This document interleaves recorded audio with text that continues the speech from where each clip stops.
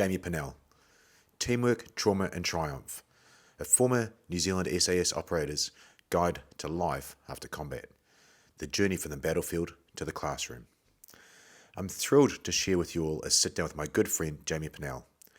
Jamie is a former member of the New Zealand Special Air Service, NZSAS, one of the many heroes from the hostage rescue operation in Kabul in 2011, and the author of a gripping new book about his military journey, Serviceman J, the Untold Story of an NZSAS Soldier.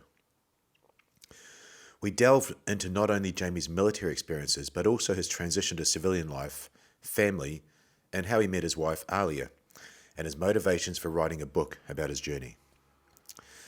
Jamie's decision to write a book was sparked by encouragement from peers and family, as well as a personal tragedy. The death of our comrade Steve Askin motivated Jamie to share his story.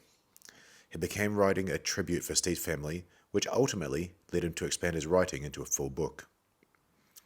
Jamie's book offers a raw and authentic look into the life of an NZSAS operator. He shares the grueling selection process, intense training, and high-stakes operations. His stories highlight the physical and mental toll of serving in Special Forces. In a gripping recount of the Kabul Intercontinental Hotel siege, Jamie delves into the harrowing details of the operation that unfolded over 10 intense hours. The siege began when a group of heavily armed terrorists stormed the hotel, taking numerous hostages and creating a chaotic and perilous environment. Jamie describes the initial moments of the attack, highlighting the confusion and urgency that gripped both the hostages and the responding forces. The terrorists, equipped with automatic weapons and explosives, had meticulously planned their assault, aiming to maximize casualties and create a high-profile crisis. Jamie emphasizes the critical importance of clear communication and coordination among the various responding units, including local Afghan forces and international special operations teams. He details the tactical decisions made in real time, such as the strategic placement of snipers and the careful breaching of rooms to minimize harm to hostages. The operation required not only physical bravery, but also psychological resilience, as the rescuers had to navigate booby traps and potential suicide vests, and actual suicide vests, worn by the terrorists. Jamie's account underscores the complexity of urban combat and the necessity of maintaining composure under extreme pressure to ensure the safety of innocent lives. Jamie's detailed narrative provides a vivid portrayal of the bravery and professionalism exhibited by the Special Forces, shedding light on the often unseen and underappreciated complexities of Special Forces operations.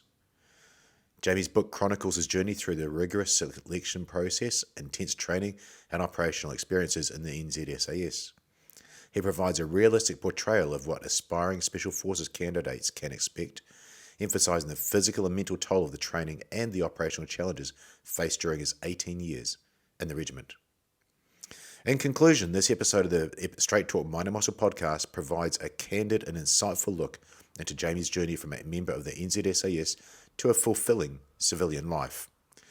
Through personal anecdotes and practical advice, James inspires listeners to embrace change, cultivate self-awareness, and seek support as they navigate their own transitions. His experiences serve as a testament to the resilience and dedication of those who serve in elite military units, offering valuable lessons for anyone facing challenges in their own lives. You can find Jamie at LinkedIn on the link below, his book at all bookstores in New Zealand, and on Kindle, Audible, and Amazon, and check out the links below for Amazon and for Audible. Thanks for watching. I'm Damien Porter, former New Zealand Special Forces operator, subject matter expert from HowNotToDieGuy.com. And you're listening to my Straight Talk Mind and Muscle podcast, sponsored by State, the ultimate daily formula for optimum hormone health, stress management, energy, and performance. 100% natural and clinically proven ingredients.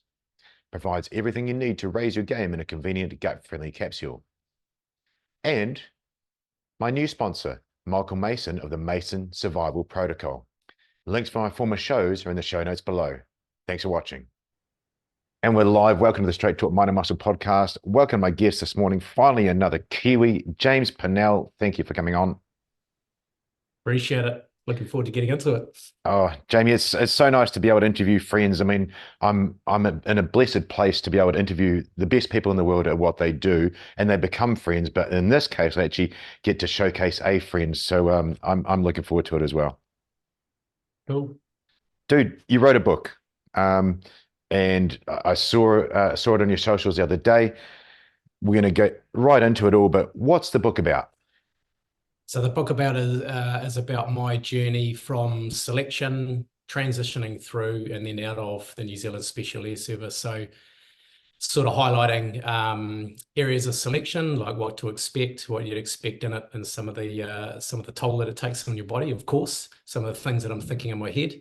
The training and operations pretty much speaks for itself. That was over a period of 18 odd years, training and operating within the regiment. And the operational side of it goes into quite a bit of detail. So essentially, it's not something that would normally be done, I guess, but keeping in the realms of, not giving away what shouldn't be given away. Um, and it's, yeah, almost like you're sitting on my shoulder, walking around in these operational experiences. And then obviously the biggest part of any soldier or officer's career is the transition out and how I've dealt with that. Sounds very complete. Winding back, you and I probably read Bravo to Zero. We read about the Kiwi that was in that job as well. And back in the day, and gosh, aren't we showing our age when we say those sort of words? Back in the day when we read those books, there was all these things we wanted to know, like what about this part of selection and what about this part? It sounds like you've written it from actually this is what I would have wanted to know 18 years ago as a guy starting. Is that sort of what I'm getting at? Yeah, pretty much. Yeah, there's just I'm staying within the left and right of arc, of course, like everyone Yeah. stays within the left and right of arc, but it doesn't appear that way. But yeah, there's a lot in there. I definitely want to give people a feel whether they're interested in it or they want to be going into a special forces unit. What the reality looks like, with a full career. And it not only talks about the activities that we're doing, it also talks about the toll it takes on your body, some of the mental aspects of coming back from operations, and again, particularly the transition piece. But I'm sure we'll get into that. Yeah, we definitely will. It's amazing. And just touching on that, and for the listeners, interviewing Nick Caldwell, SASR, and for the listeners, that's the Australian Special Air Service. I like to call it our poor cousins, but it's not quite the case. His quote was, "Transitioning into civilian life was harder than war." So that gives the listeners an idea of where we're probably going to get to as well. Um, Really cool that you touched on the operations, and that's what readers like to know about. They want to pull back the kimono, and really clever you've done it without giving away those secrets as well.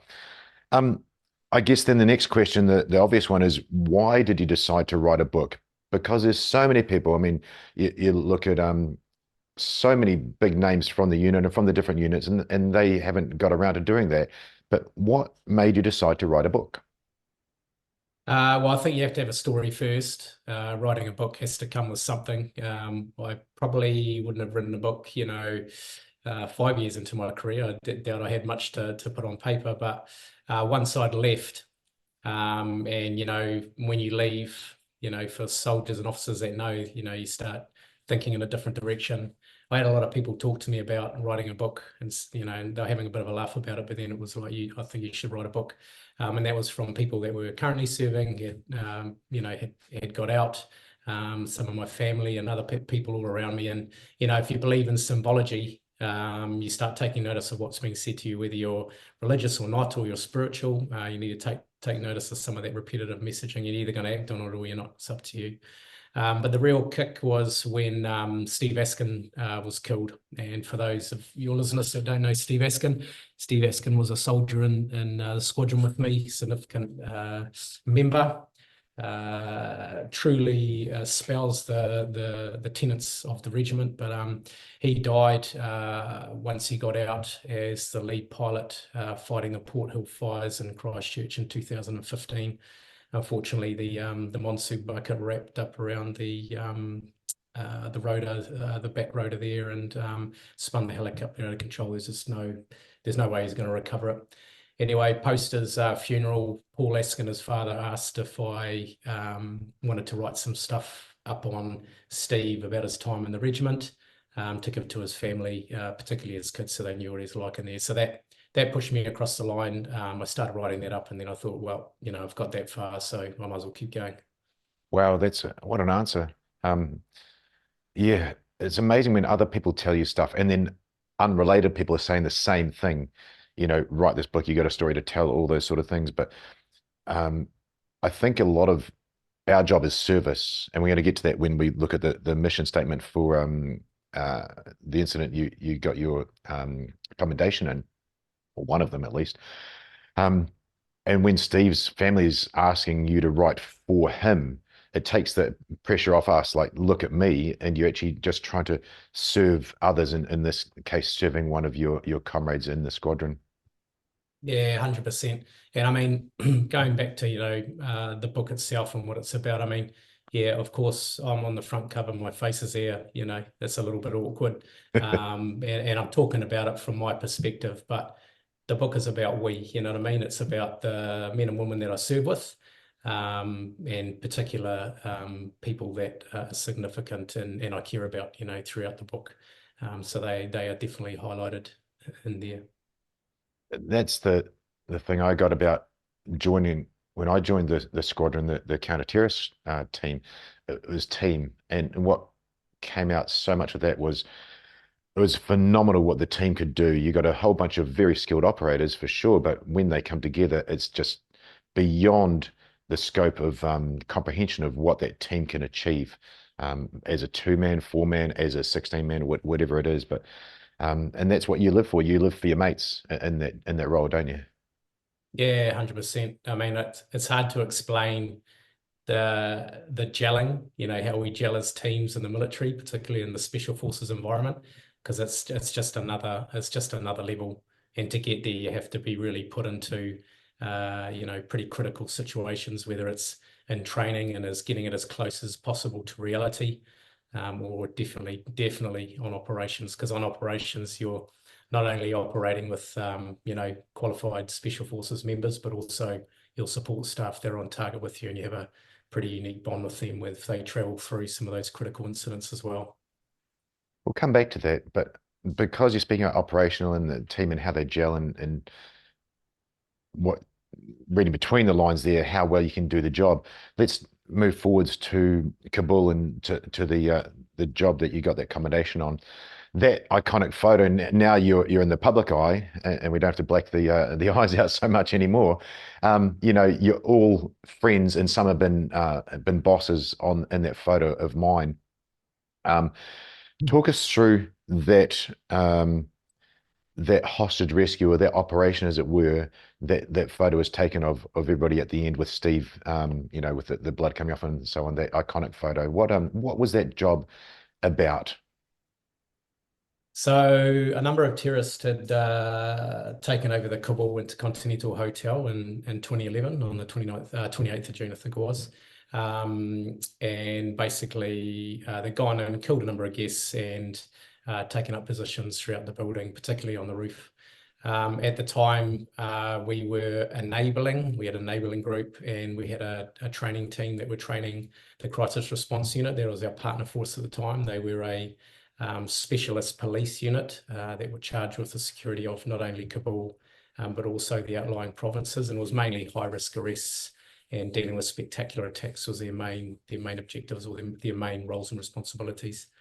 So the mentor team turned up with the CAU. We turned up later, and then over the next 10 hours, we basically went through the building, hunted them down one by one. We had helicopter support as well, and then got everyone out of their rooms and handed them over to the Afghan National Security Forces. That's a very neat summary, and we're not going to go into non-operational stuff, but neat summary. You want to go deeper? We can go deeper. Yeah, and I say that tongue in cheek because I'm sure. Well, I know why I wanted to join the Special Forces. That was watching the guys in black in the Iranian embassy, and I'm not sure if that was the same thing with you, Jamie, but that's what a lot of us in their era saw, is the guys in black doing the best hostage rescue in history. And actually, on that note, Rusty Furman's show will publish in a couple of weeks. He was amazing to listen to, that guy. Um, you've done essentially the same thing. How many hostages were there? How many rooms did you have to clear? What went on? There's 150 rooms inside the hotel. I think there was between, I'm not too sure what the final count of the guests were, anywhere between 60 and 80. There were 9 terrorists, Yeah. and they killed anywhere between 13 and 20. But yeah, it was. Do you want me to go further? Yeah, go for it. I mean, 'cause people listen to this show, given the context of your book, they want to know the details that you are happy to and allowed to let out. Yeah, sure. So yeah, so like I said, the training team turned up first, the mentors with the CIU, and basically they went into the lobby of the building and held that secure. At the time, sorry, when they arrived in the lobby, there was one of the terrorists was dead and on the floor, and he was wearing a suicide vest. So clearly we're going to deal with that, and that wasn't by any means, surprisingly, probably to your guests, abnormal. That's just a normal pattern of life with these guys. They'll go on with, heavily armed suicide vests and get on with business. And obviously, they're willing to die with it, die for their cause, and take as many people out as possible. And we've got that in the back of our mind because we've been doing that stuff in the last tour. So yeah, they held the lobby, went in there. They started making their way up a little stairway where the lobby was. They went into sort of a bunch of offices, and they instantly got engaged by someone. The CAU, having clear heads, called out to this person to make sure they weren't getting into a gunfight with one of the security guards. Sure enough, it was a security guard that was standing there, and he had killed the terrorist that was lying on the ground. They called him out, and he had pissed himself. Obviously, is that scared, but hats off. Hats off to that guy for holding his ground against this guy, and he reacted pretty quickly. And I'm sure the initial attack was pretty confusing for most. So they pulled him back, and then they basically waited in the lobby for us. I got woken up on our side. I got woken up at about rudely, I like to say, rudely woken up at about 10 o'clock by one of the SIGs. And so I got my slippers on and probably had a dressing gown, I'm not too sure, and, made my way over to the TOC and Tactical Operations Centre. And the senior national officer was standing there in the back of the room, and he said, and I said, "Oh, what's going on?" He said, "Oh, there's been an attack of the Intercon." And I said, "Oh yeah," and we started talking about numbers and what he wanted us to do, essentially just his intent. And I could see on the screens in front of me, we had ISR coverage over top of the hotel, watching the gun battle from the roof down to the inner cordon. The Afghan National Police had already put in an inner cordon to obviously ring fence it, keep them from getting away. And initially, because we'd been doing this in our last tour, we did a couple of these, not as big, but spectacular attacks. We'd done a couple of spectacular attacks on the last tour, and I think one on the tour before Continental, I'm not too sure. But I just said, "Oh, hey, do you really want us to go down there?" And he said, "Yeah." And I said, "Well, how many squadrons are down there with the mentors?" And he said, "Oh, there's 2 squadrons down there." And I said, "Oh, yeah, okay, cool, about 75. And I said, "You sure you want us to go down there?" And he said, "Yeah, go down there, and do what we do, enable them, give them those specialist skills," because they didn't have, at the time, they didn't have the capability to do explosive method of entry or any type of significant sniping capability and some other capabilities that we had for them, just so they could succeed in their mission sets. And so I said, "All right, then, cool." Got the boys together, did a brief, told them we're leaving, gave us clear hot, and we got in our armored Land Cruisers and basically race tracked it down to the Intercon, because Kabul at night, for those that know, been there before, down Highway 7 and through the city, it's all curfewed after 10 o'clock. So you only have to really slow down for the checkpoints, show your card, unless you want to get a few rounds incoming from the local forces. So we know where those are. And then I got on comms with the mentors in the lobby, and I just said, "Hey, we're inbound. What are you guys up to?" Because I wasn't too sure what they're up to between the gap from me leaving and then getting to the hotel. And they said, "Oh, we're going to wait for you guys." Initially I thought they would have towed it up by the time we got there. Yeah. So when they told me that they're waiting for us, it gave me a lot of joy. and obviously for the boys as well, that, you know, we're gonna get amongst it with them. So yeah, so we turned up, parked our vehicles short of the hotel, made our way up to the incident control point, where we were met by the CEO of the CRU, and I think the Minister of Interior is there, and then they had some other commanding officers there from the other units that were hanging around, loosely coordinating what was happening in front of them. So talked to them, grabbed 10 guys, and this is all in the book. Grabbed 10 of his guys that were going up there as well, made our way up. And just as we got to where the inner cordon was, the gun battle started erupting again. It was quite heavy. We observed, because we didn't want to get drawn in at that point. It's really chaotic. So you don't want to start shooting off to the side of the AMP, because they'll spin around and start shooting back. You know, so you got to make yourself known. You got to have comms. You got to be visible. It's very, very deliberate. So, you know, doing something like this, as we know, is very complicated, but you need to have clear lines of communication about who's where and what they're doing. And that wasn't the case at that particular time with the security forces. So myself and Steve ninja'd up. We left the rest of the team down. We ninja'd up to where we could see the entry point to get into the hotel, and the gun battle was carrying on. And we just got comms with the guys in the lobby and said, "Hey, where are you guys? Are you guys on the right door, which looks like the main door, or are you on the left door, which looks like a kind of a service door?" And lucky we obviously got those comms, because the right door, where it actually looked like where the lobby was, it was under maintenance and no one was actually in there. So it was a bit of a run. It was about 40 meters. So we had to sort of do a bit of a hard target around the back of the AMP, and then sort of run into the lobby one by one. Got in there, did a bit of a handover. All the lights were off. They'd shut all the lights off inside the hotel. We could see the guy lying on the floor dead, with a vest on. Got EOD to clear that straight away. Started making a plan with the CRU squadron commanders. But essentially, the CRU, you know, at that point in time, the CRU hadn't been trained in doing option training. And when I talk about option training, you know, we're talking about, in this particular instance, high-rise assault. They hadn't done any of that sort of stuff. They'd done, you know, more rural-based operations, you know, maybe single or double story, you know, mainly, you know. They'd only just got their MVGs. Some of them had them, some of them didn't. You know, we're still in a transition stage of, you know, developing them to have all their gear ready and making sure everyone's got their stuff and checks and all that kind of checks and balances. So yeah, we immediately had to take the lead in the dark, because we had all our gear. So I got the assault group to lead our one, and they just followed on behind us in support. Went past the internet room, found a person dead in the internet room, one of the guests, and you know, he'd been on the computer. I went and just gave him a quick check, make sure he was, you know, was dead, not still, you know, had a bit of life in him. And he was, you know, his email was still open. He was tapping away, trying to send an email out to wherever.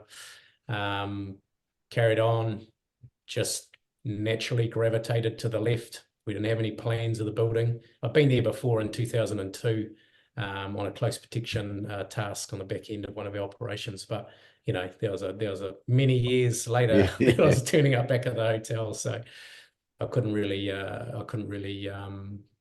remember what it looked like, particularly in the dark. So yeah, we naturally gravitated to the left, went into the kitchen, the hotel kitchen, and then out of pure luck, where the kitchen was where the fire stairs were. So yeah, just pure luck. We're looking for them.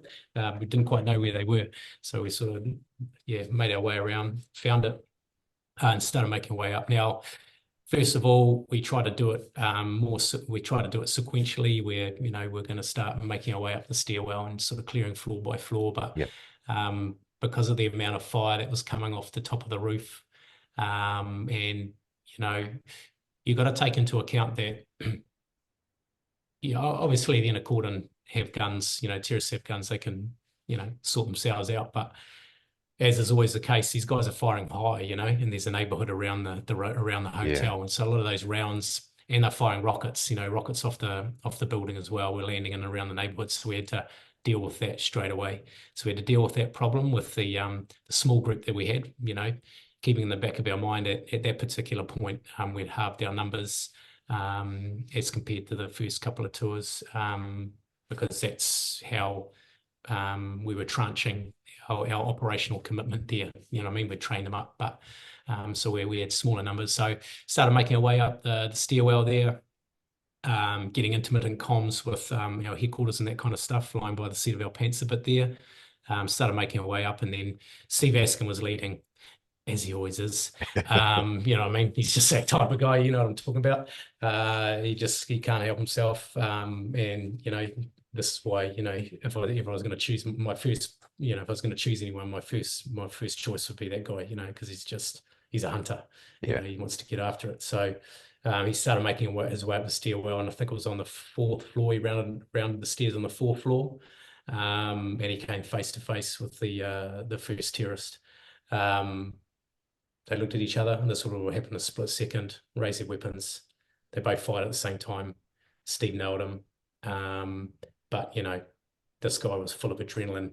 He dropped up against the wall and then started sprinting all the way up to the top of the stairwell. Jesus. And right at that time, as soon as that first engagement happened, then we started getting a really heavy weight of gunfire from the top of the stairwell there, followed by grenades. And so this barrage began, and I'm not too sure how long we're in there for. It seemed like quite a long time, but the first grenade that was thrown down landed in front of Steve. And because we had our peltals on, if it hits a certain decibel, it just turns off. It'll switch off. It'll just give you that ear protection. Well, the first one, the grenade hit, but we didn't hear it. We didn't hear it hit the concrete, but he yelled out grenade anyway. And then he ran, and then he started running towards the 4th floor opening from the stairs through the fire door out into the 4th floor landing area, the corridor. But it was like the grenade was tied to a string to his body. It just followed him out all the way into the 4th floor. He ran around the corner, and it detonated behind him, and it semi-concussed him and threw, shrapnel into his back arms and legs, I think. And so he went down for a bit. And so we had a man down in the corridor, uncleared. We had a gun battle above us, and we're taking grenades. And so I got a couple of the guys just to get a beat on whoever was above us and start engaging. And then I was yelling out to Steve because we needed to get him back with the rest of the group on an uncleared floor. So I started yelling out, took a while, and then all of a sudden the gunfire stopped above us because he'd been engaged. The guy above us had been engaged, and we called him out and got a bit of covering fire going, and then sort of pulled him back to us and decided, probably best that we try another entry. And so and then we sort of reorientated ourselves down on the I think it was the 3rd floor we started moving back to. The guy that got shot in the initial engagement was Steve, from the terrorist perspective, ran all the way up with covering fire from his mate up the top, and well done, hats off, well done, and then jumped out off the top of the elevator there, where the entry goes, the fire stairs into the top of the roof, fell over, and we all saw this on the ISR recording that we had. A mate of his came over, talked to him, and they must have been talking about whether he's going to detonate himself, and he probably said, yes, I'm going to detonate myself. And then his mate ran around the side of the entry to the, because it was essentially a shed out on top of the roof there. Ran around behind it, started running, and he timed it really well, because by the time the guy cleared past the shed, he was in a bit of open ground, so he detonated, and he killed them both. So he killed himself, and he killed his mate. He killed his mate as well, so he did us a favour. And probably at the same time confirmed killed the guy that was on the top of the at the top of the roof there, that was providing covering fire down for his mate. So yeah, that was a good thing for us that he did. So we disappeared down to the 3rd floor, I think it was, and started making our way to the other side of the building.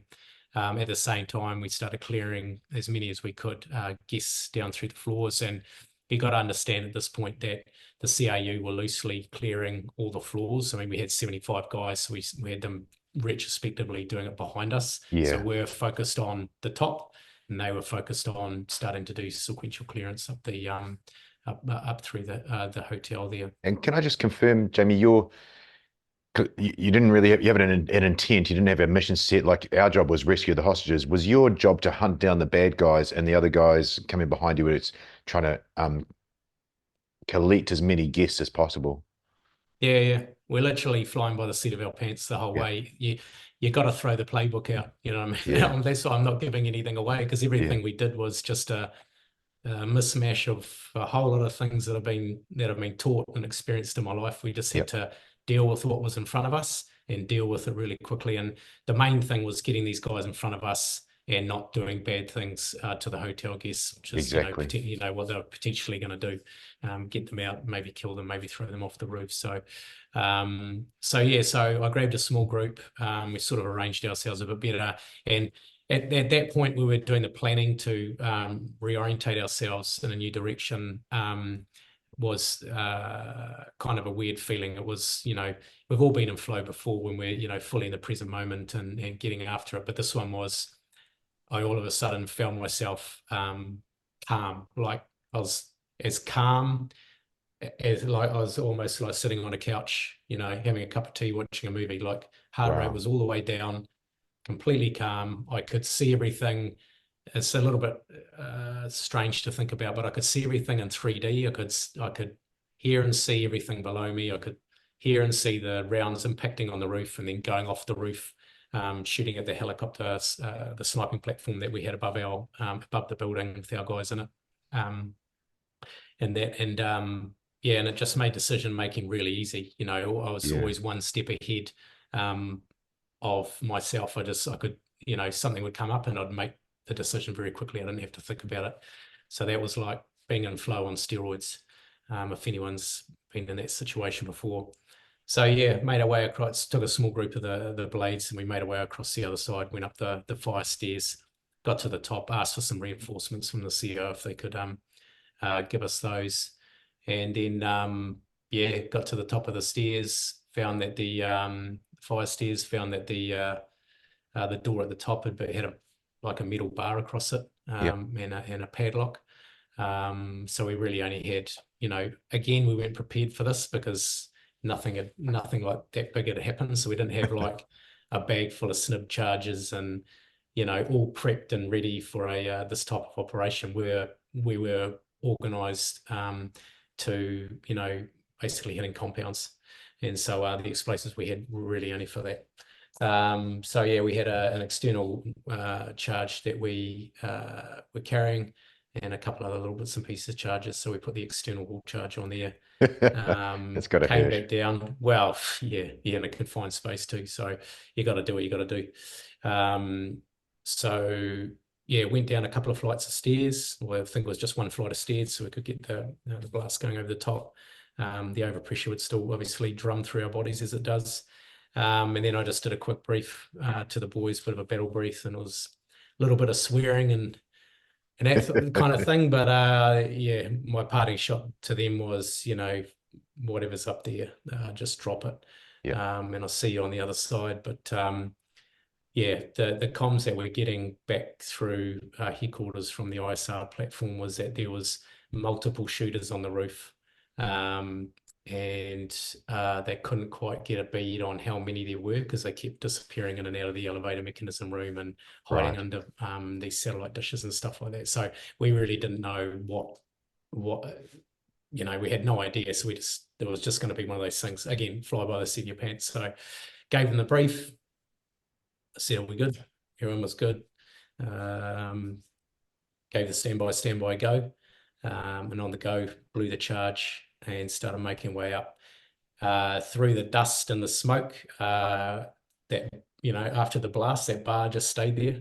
No. yeah.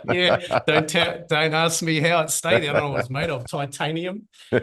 Stuck to I have no idea. We're all surprised anyway. So we all had to duck under that. Sorry, before that, we threw a couple of grenades out first just to clear a bit of space because we're below, the roof level, Yeah. just to clear space. Started making our way up, and then we got into extended line and then started moving forward. The helo sniping team that were part of our group, they'd done a good job. They'd engaged, I think, two or three prior to us turning up. And then, so we moved out onto the roof, started making our way across. There was a guy that was underneath the satellite dish. We engaged him, but he'd already been knocked over by the helo sniping group. In front of us was the elevator mechanism room, so it's quite big. Basically, that controls the elevators up and down the building. We sort of went left and right of that, split into two groups. And then as soon as the left team sort of made their way around the left side, they started getting engaged by one of the terrorists that was sitting behind the elevator mechanism. So he got into gun battle with him. Myself and one other started making our way around the other side. And it was at this point that the guy that was behind the elevator mechanism room must have knew his time was up, because as we started approaching, coming around, he just basically clapped himself off. So it was a massive explosion behind the elevator mechanism room there. Cleared inside that shed and went round to the other side of the building there, the northern side. Checked the guy was killed on top of the northern stairwell, which we cleared earlier. That was all good. And then I got comms from below that there was a fire on floor 5, and so we're floor 5 function room, which was just below us. So we're standing just above it, and so I looked over and I could start seeing flames lapping over the top of the roof there. So I said, okay, cool, let's do a hasty evacuation out of here. At the same time, a couple of the CRU members said to me that they wanted to do a medals parade on top of the on top of the Intercontinental. What is going on the Minister there? of Interior, the Minister of Interior wanted to come up and do a medals parade.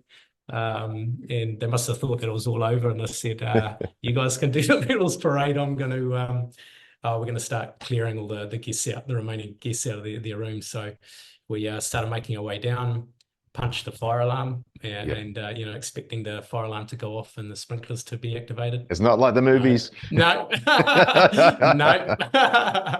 There's no health and safety representative in that building keeping an eye on those things. So that was out the door.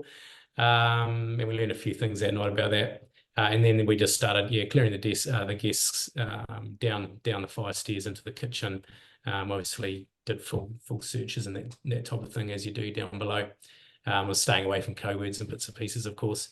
Got down there, made sure they're safe and well. And then I just gave them a brief that, we're from ISAF off to stay here until, we tell you to. And we had a whole lot of specialist police around, and they were looking after them. And I said to them, hey, don't release them until I tell you to. But they didn't. They decided to release them when they wanted to. Yeah. Right. So at that point, we just had a quick pause, and then a couple of the guys went back up to floor 5 to see if they could make entry and get people out. But it was just full of smoke, and obviously we don't have the equipment to deal with that. We decided to go up to the top of the roof and do a battle damage assessment, because we're happy that everyone was down in the kitchen. At the same time, we had Afghan firefighters that were running hoses up the fire stairs to put out the fire on the 5th floor. They're armed with AK-47, so it's a different country. They're ready to do business. So we went up and did a battle damage assessment on top of the roof, cleared the suicide vests from the remaining attackers and all the ones that were intact, and basically took stock of what was happening on the roof.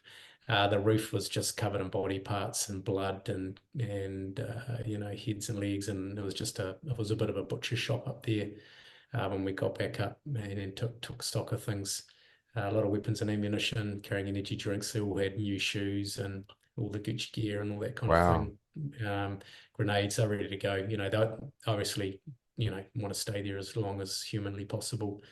So we did a BDA, and then basically we were standing up there just talking about things, waiting for the fire to be put out. And then a whole lot of shots were fired out from the fifth floor. Oh, Just out of the blue. Just yeah. started, automatic fire started coming out of the fifth floor, and obviously we're waiting for the fifth floor to be able to get in there. And the firefighters are on that floor, right? Yeah, they're down one end, Right. pumping the water into the function room, and he had come out past in line where the elevator mechanism room was. There was like a balcony on the western side of the hotel, and he basically just poked his head out, had a crack at the inner cordon, and then disappeared back inside Wow. the fifth floor just to let everyone know he was still there. And I mean, you can go online, you can hear the conversation he was having with his handlers in Pakistan. No way. Lying on a bed, and he's getting ready for us and to meet his maker and bits and pieces. Very interesting. Yeah, so that occurred, and because we're standing up and hanging around, I'm not too sure what the inner cordon were doing. They must have thought that it was all over as well, because all of a sudden we just started taking a heavy weight and fire on the roof from the inner cordon.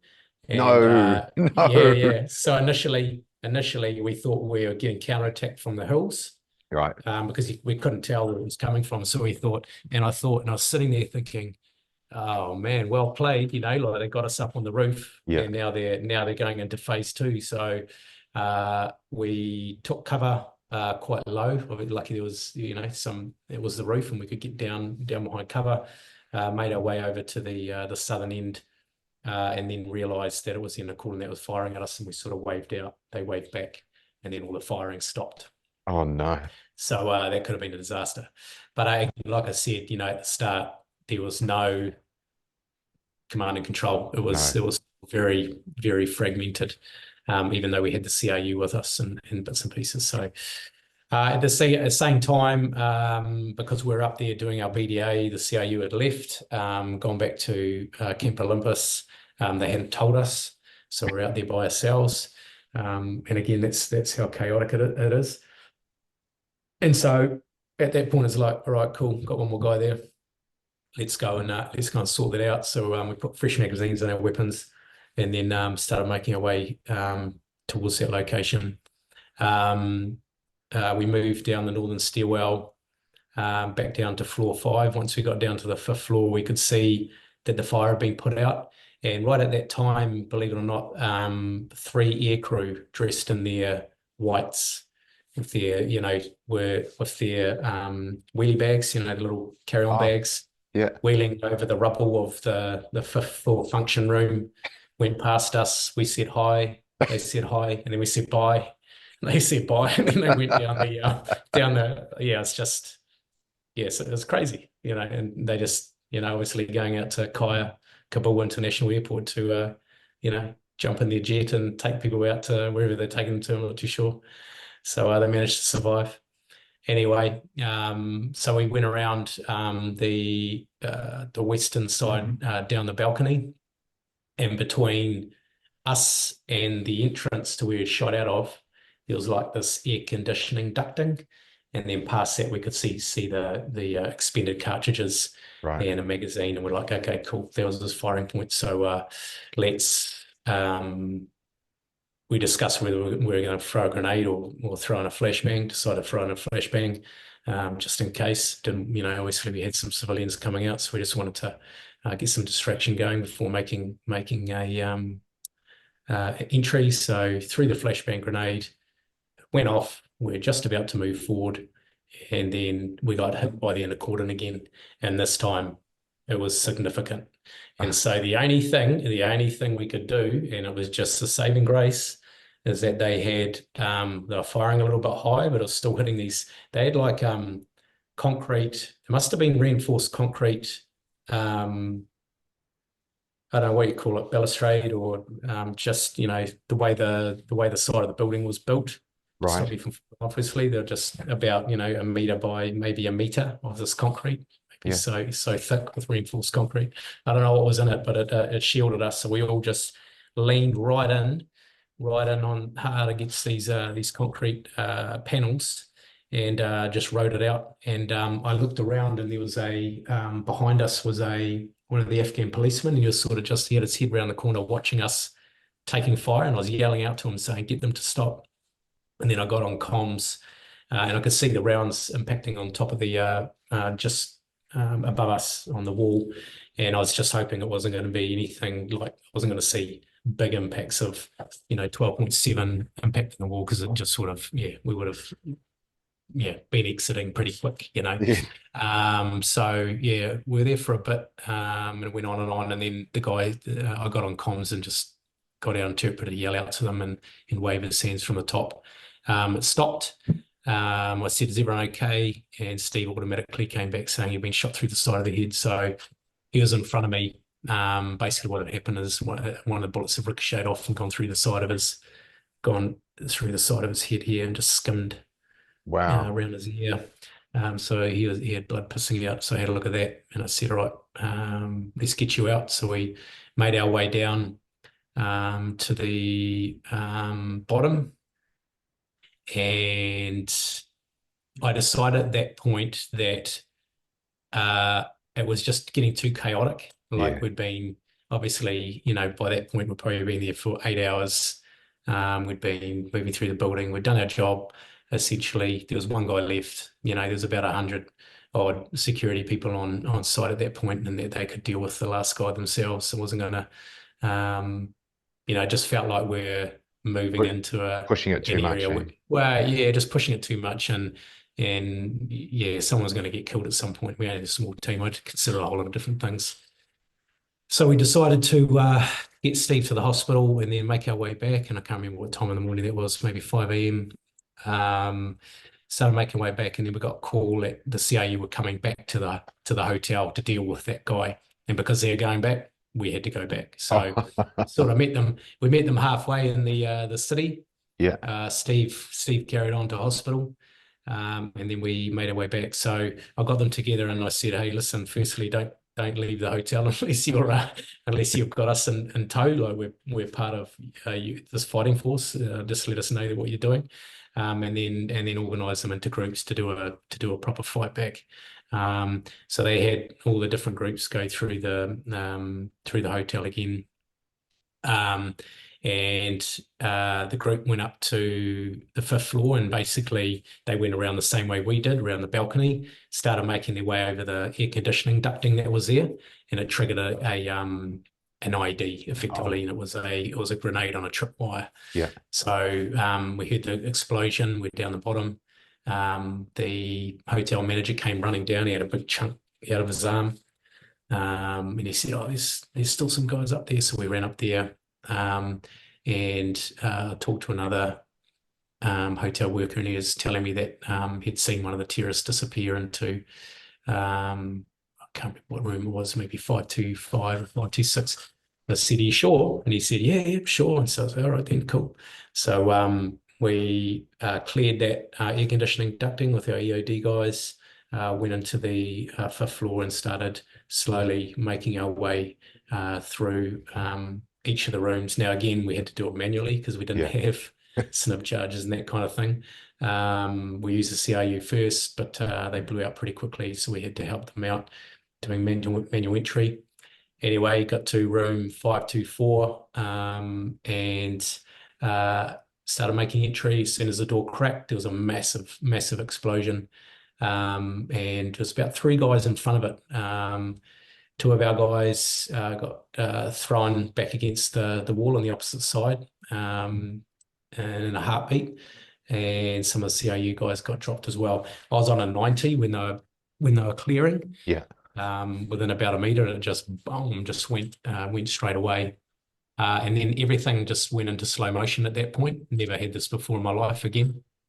Everything went into slow motion so slowly.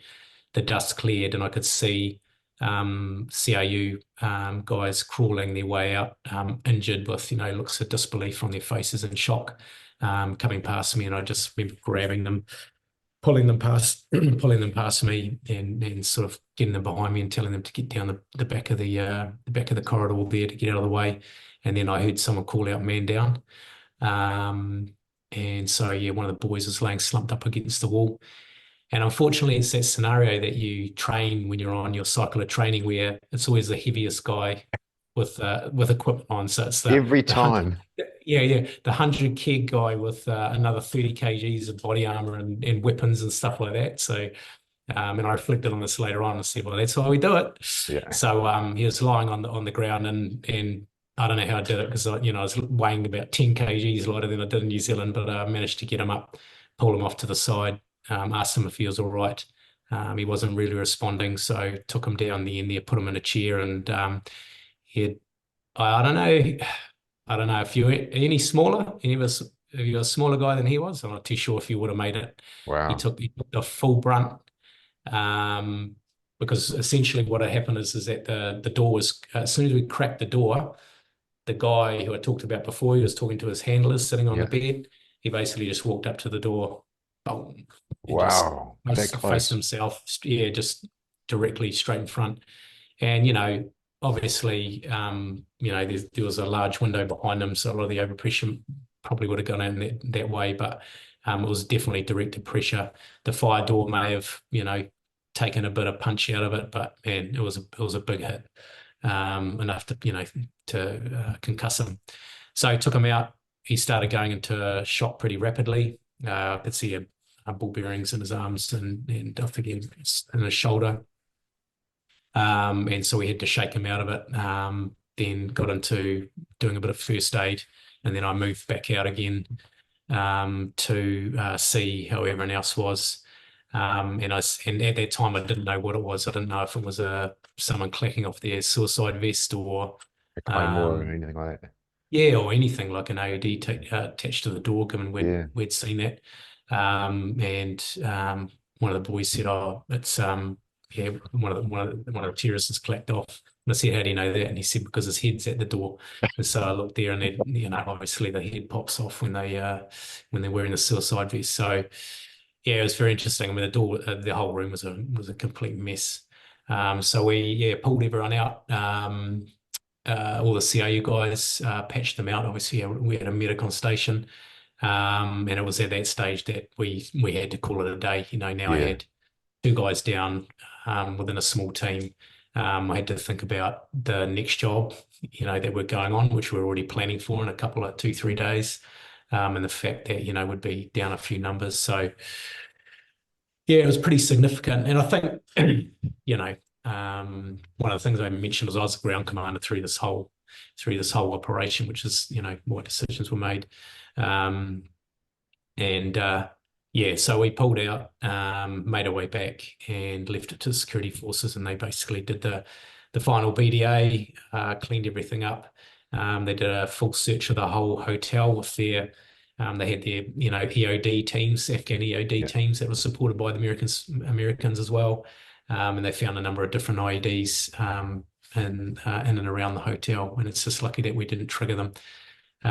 So essentially, we had kind of, with one small group, cleared a hotel, pretty much, and dealt with these guys, given that at the time we didn't really have a force, of CIU that were up to it.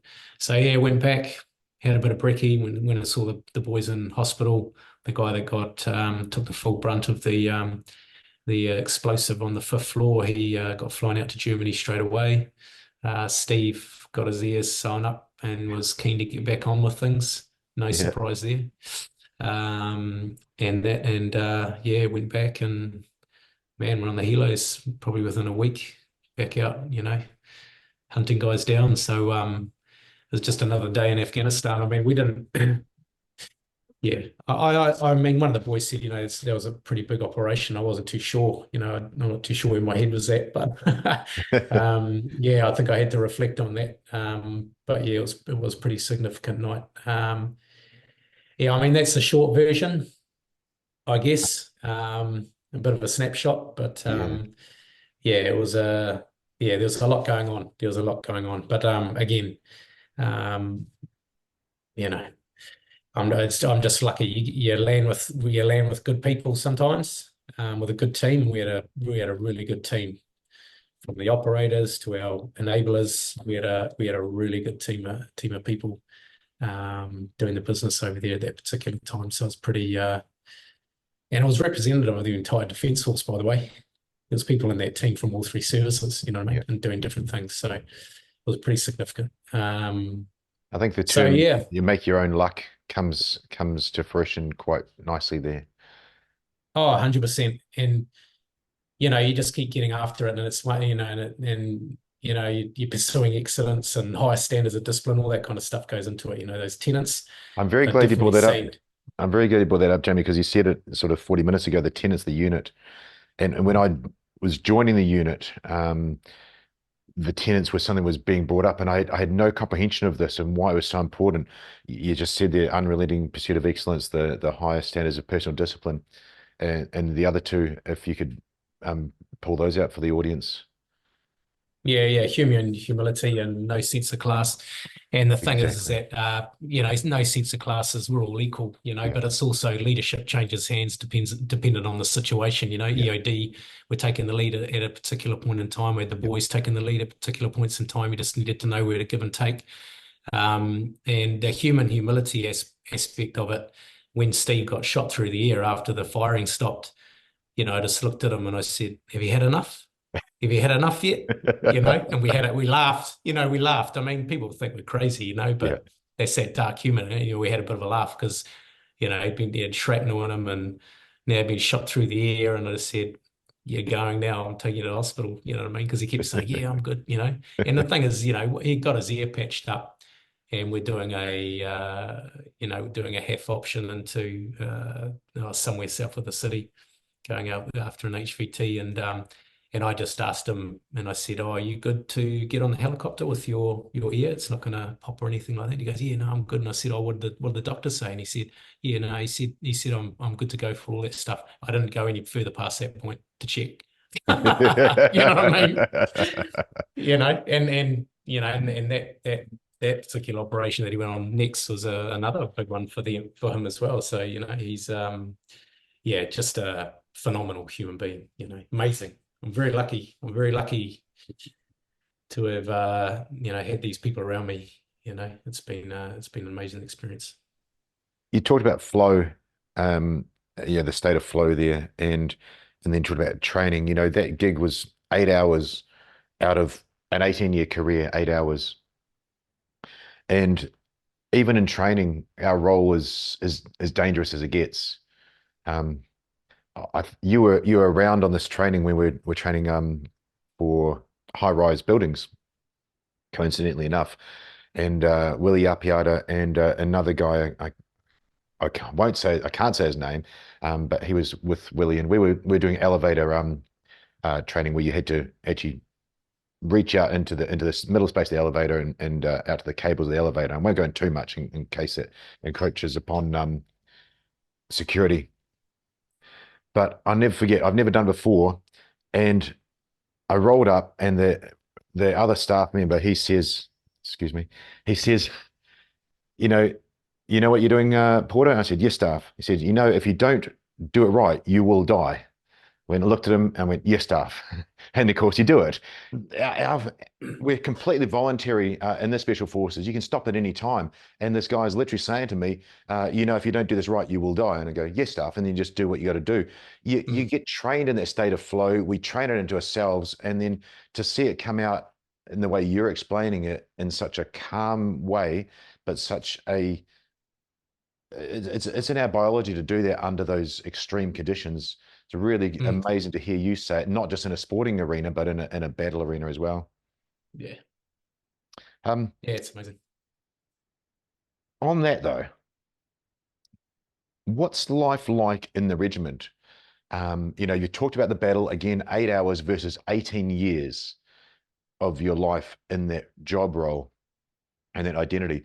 So for the listeners and the viewers, what's your life like in the regiment there? Is it that battle hard and stuff all the time, or what else goes on? If you could sort of summarize that for people to get an idea of, because the context of that question, it seems like you're writing this book so people can get behind the kimono and possibly want to do that life.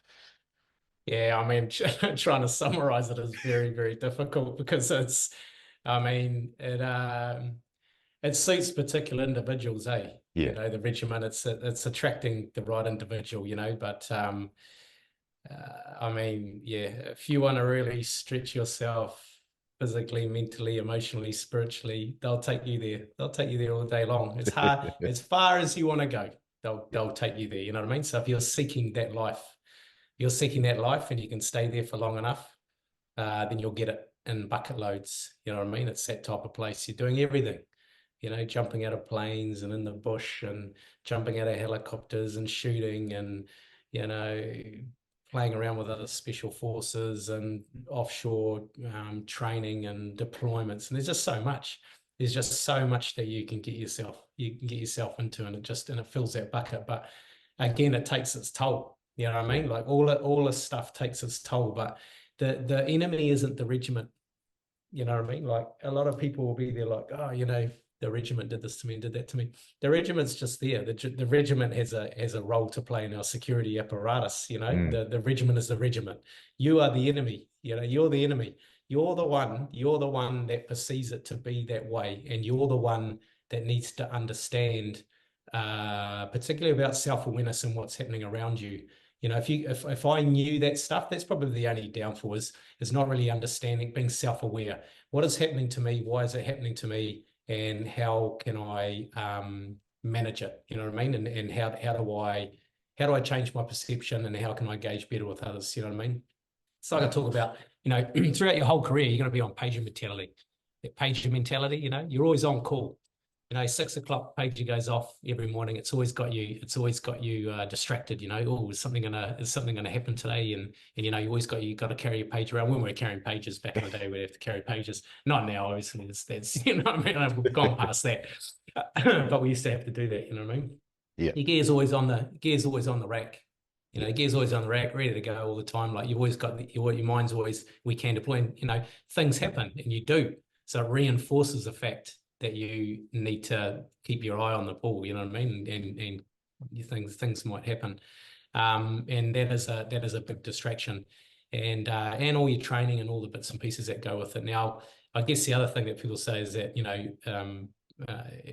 as the SAS, an enemy, your relationships, you know, with your relationships. So it's up to you. You know what I mean? If you want to be distracted in that way, and you don't want to be in the present moment with your families, or that's up to you. It's not the regiment's fault. The regiment is employing you to do a job. You know what I mean? They need you here. They need you trained at a high level, which requires thousands of hours of, you know, shooting, jumping out of planes, doing all that stuff, so you're good to go and you can deploy and, you know, deliver on the government output. So it does come back to the individual mostly. You know what I mean? Obviously, the regiment will always try its best to help you understand those things. But back in the day, you know, sites and bits and pieces. You know, if we're talking about the mental side, you know, we didn't really, you know, it was all there, but we didn't really make best use of them. You know, we just talked to each other. Yeah. You know, and herein lies the problem. But, you know, I guess, yeah, it's one of those things that could be addressed. Give people a better understanding about how to manage themselves and being more self-aware and having a true warrior mindset, because that's all part of it. You're going to go away in small groups or by yourself to do stuff, and you've got to be able to do that under stress and, you know, things of strategic significance and bits and pieces. So you know, you do need those tools. It's just whether or not you can apply them. That's the hardest thing. You know that stuff. You know what I mean? It's that mental skill stuff is, people are like, yeah, mental skills, heard it all before, and oh yeah, you talk about breathing, yeah, you know, visualization, yeah, you know, like they've heard it 1,000 times before, but will they employ that stuff? No, they won't.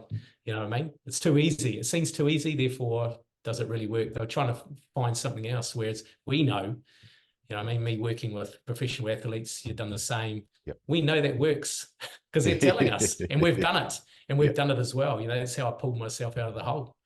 So awareness and comprehension makes a huge difference for that role. But it's such, you really said it so well, it's such a diverse role. It takes that long to excel as a professional at it. But awareness and comprehension going into it is super important.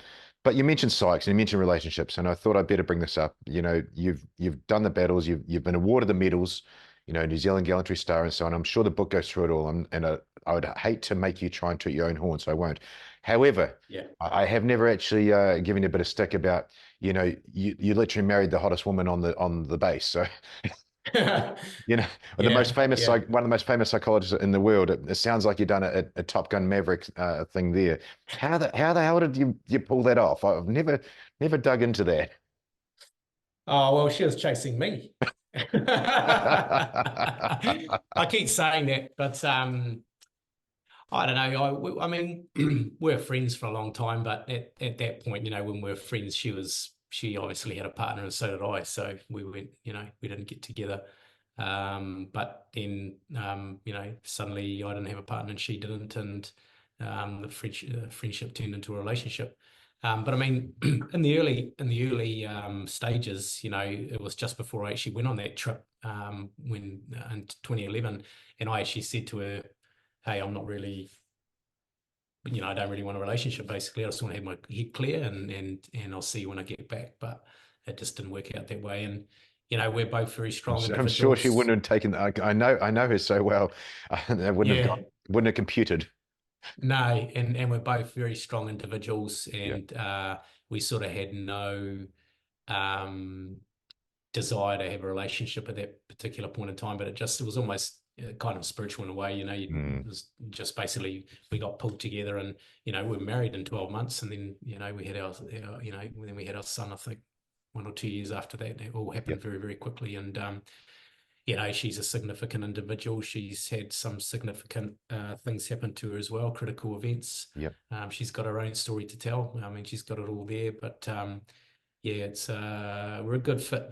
She's we definitely complement each other. But I was never, and neither was she, seeking anyone for marriage or kids or anything like that. But this is just how things happen. It's just all of a sudden, here you are. And we're still going strong. So it's been amazing, amazing woman. Very, very lucky. The only thing I didn't do with her is just listen to her through that transition piece. But It's amazing because I've got some basic notes of where to go in this interview, and every time I get near it, you give me the segue, because that literally is the next piece, that last piece of the puzzle, the transition from that warrior, from that career SAS operator into where you are now. So can you give us an idea of what you're doing now, and then what that transition was like? And you mentioned digging yourself out of the hole, which is a term I've used, which I haven't heard you say.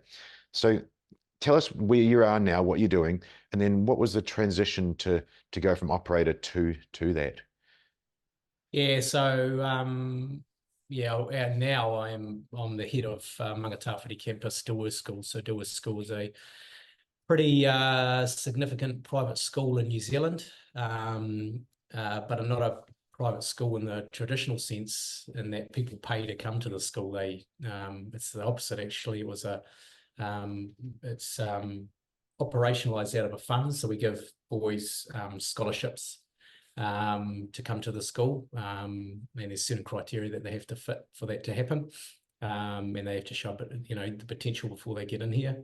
And so I'm a part of that. So we have the junior and senior campus who deliver the academic curriculum, and then we have the Mangatawhiti campus, which delivers the learning and the outdoor program. And through that, we basically, the learning and the outdoors program is a vessel for our flourishing curriculum, which is basically those intrinsic positive character traits that we're trying to build into the boys: Right. self-efficacy and resilience, and a whole lot of different things. Self-confidence and understanding their Christian faith as well is a big part of the school. It's a faith-based school. So amazing employer, very lucky, and very lucky to be in this role. It's been a eye-opener, and it's something that has definitely helped change me, because the approach that you take for the boys is, a huge difference, or a huge pivot away from how we sort of operate in the military. You know what I mean?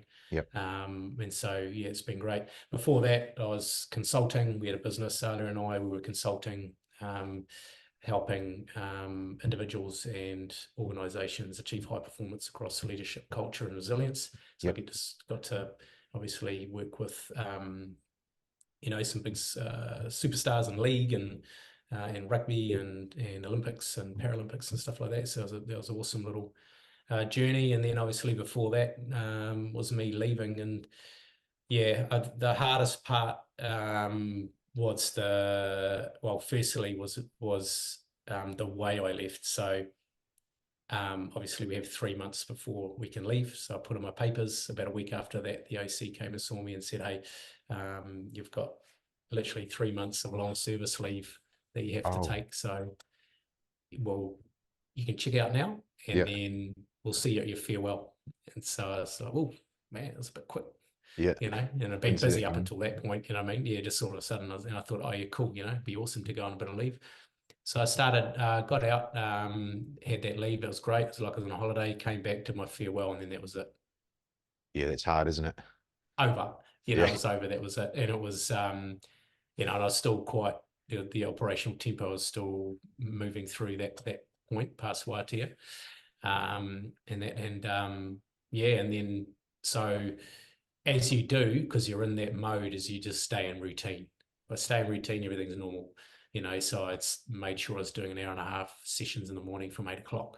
You know, and when you say PT. Sessions, but you're talking PT. Yeah, PT sessions. And then I was studying at the time. I was doing a master's, so straight into that, full focus, doing all that. Yep.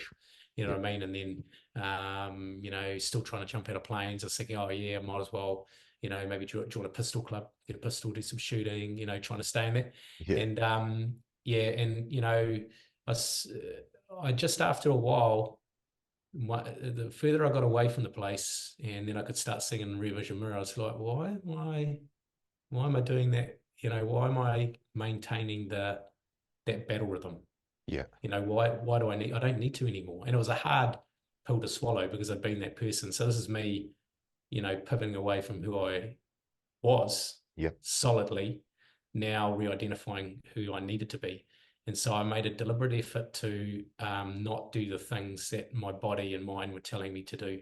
So I dialed all the way back my training, and that obviously part of that came down to you as well. That skinnies comp that I did with the Warriors was a bit of a game changer. That started unraveling my combat mindset. Also caught myself just reacting in social situations that were inappropriate, but I'm not saying I was like sitting there yelling at people and, you know, being aggressive and all the rest of it, but I just, you could feel the dragon coming up, you know, it was just like, you know, you're doing that. So I had to dial that back. You know, the combat mindset around scanning for threats was a big one. Always scanning for threats all the time.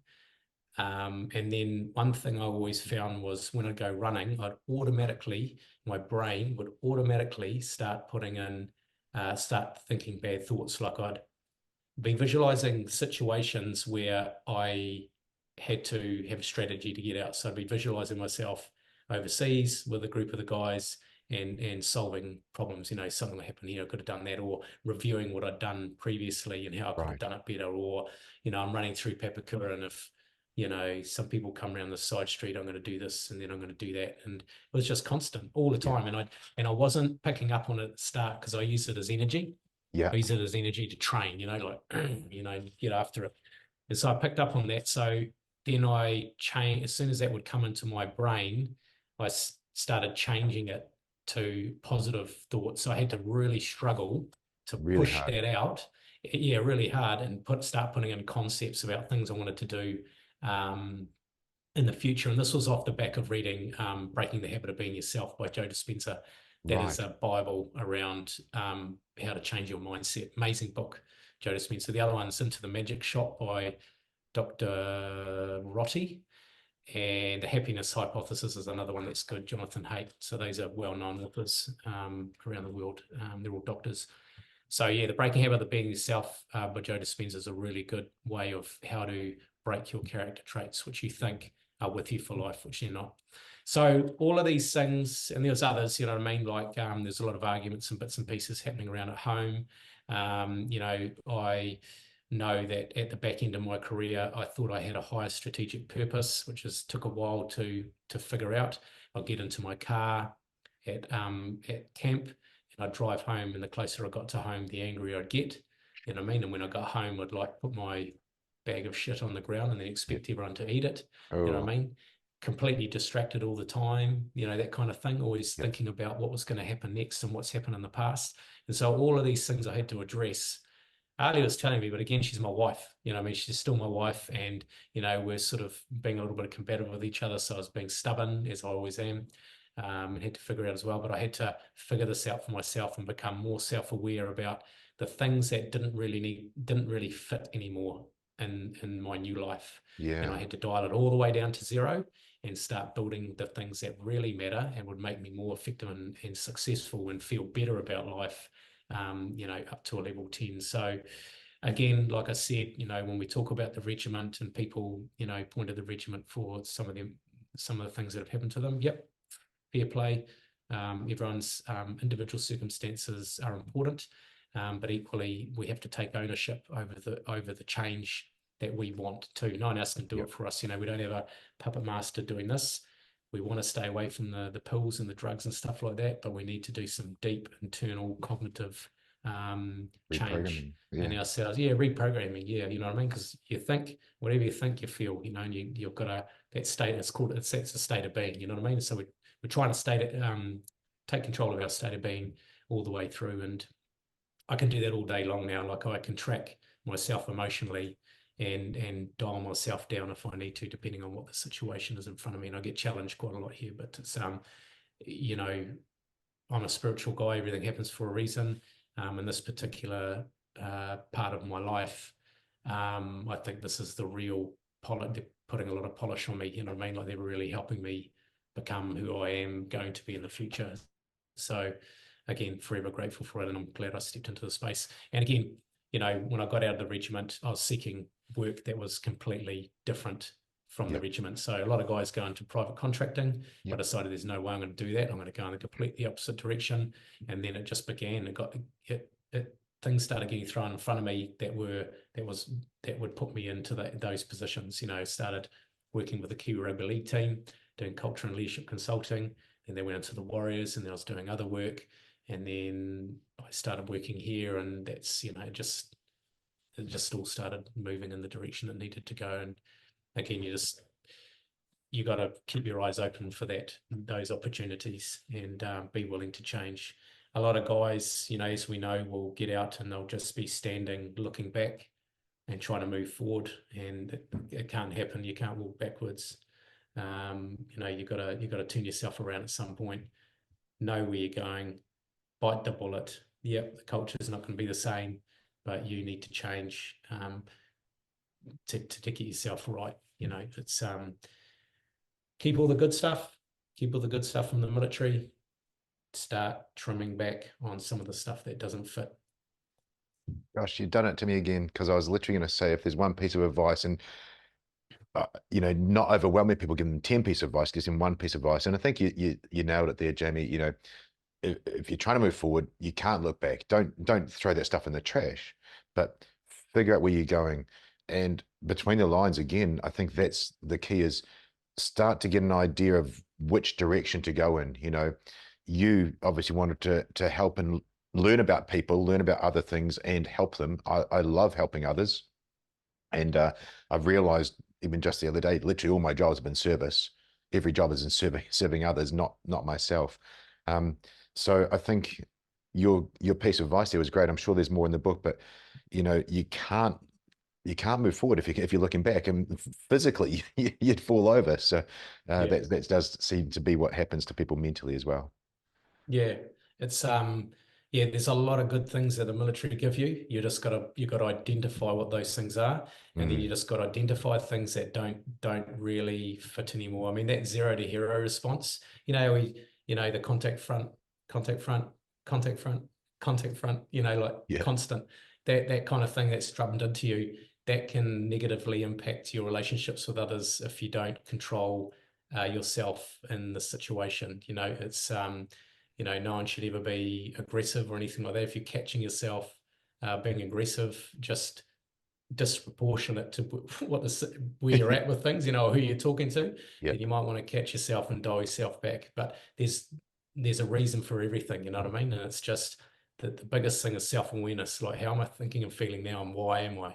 Why am I feeling this way? Do I need to stop off the side of the road and maybe do some breathing for 5 minutes, bring myself down, have a think about it, and reorientate and start moving again? But yeah, I mean, the military, as you know, will give you all the tools you need to really succeed out here. I talk about out here. We're in the world. Yeah. You know, we're all together, but out here, away from the culture and the brotherhood and the sisterhood and all that kind of thing. You know, it is tough, but you just got to prepare yourself. We've got to exit at some point, get the right mindset to go and do it, figure out what you're going to do. If you have to write all your stuff down deliberately, this is what I'm going to do. You know what I mean? Don't leave it to chance. Don't leave it to thought. A deliberate exit plan. Don't always rely on the Army or the Navy or the Air Force to do it well for you. Set yourself up for success. Know what your strengths are, what your weaknesses are, what you need to work on, and start doing the deep work. You know what I mean? There's people all around us that can do it. You know, you're doing stuff in your space. I was doing stuff in my space with some veterans and bits and pieces. People can support you, and yeah, just get out there and find yourself in that new area.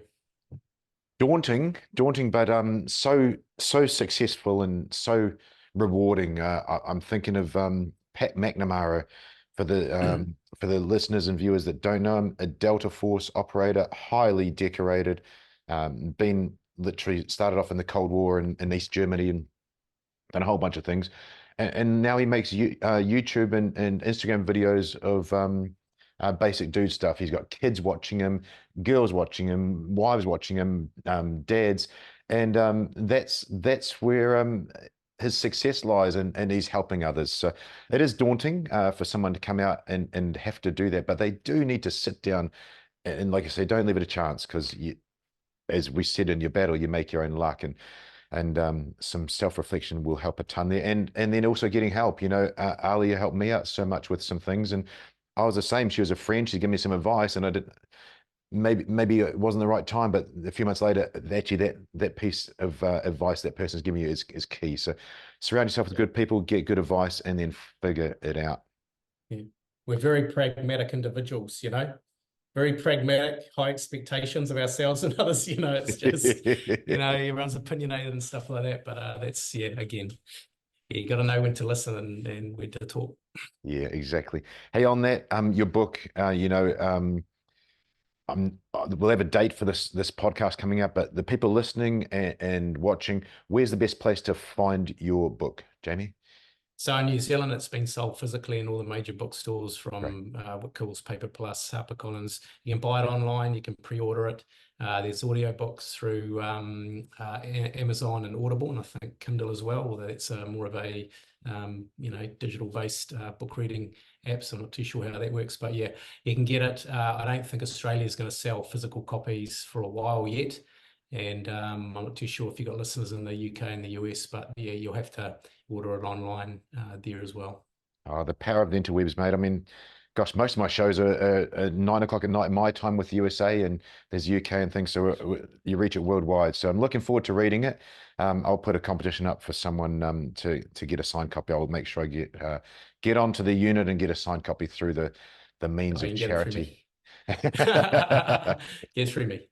Good man. Hey, look, lovely to talk to you. We'll have a quick chat afterwards, but thanks so much for your time. No, I appreciate it. It's awesome to get the story out there, and we'll see how it lands.